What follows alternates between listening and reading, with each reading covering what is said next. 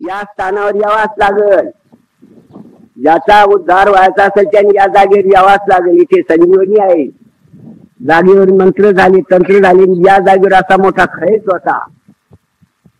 या जैन मंदिराच्या लोकांचे माणसाच्या पोलावर गेले का धरले का बसायले का गेले खाला. किती माणसं गेले. हा बाबा होता कोणी एक जैन. कडी लावले तर कड्या वाजायच्या खडखड खडखड. तर मध्ये मेंदू पातळ आहे.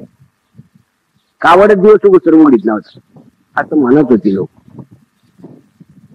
आणि ते ज्या वेळेस आपल्याला ही जागा मिळाली तर आपण सर्जेराव रोयला काढतात यायना या कॉप्या केल्या. ते बाबा काय म्हणतात, अरे हा काय को आहे, या बडा सायचा आहे, तुमको तो मार गालेंगे म्हणे. काही काय को आहे रे, या मारणे को. आता तो रोयला सगळे आम्हाला मरून द्या म्हणे. आमच्या पाठीमाग गण भक्कम शक्ती आहे ना. गुन्ह्या लावल्या, पहाची चांगली केल्या, मंत्रविधी पूजा करीत बसली तर त्याला धक्का सुद्धा लागला नाही.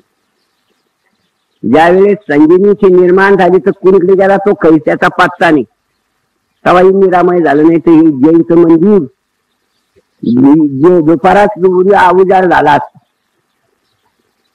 सैतान होते इथे. सैतान पुसाच्या बाबाला वडापाच्या कुठे काही कुठे पूल आहे ना कुठे.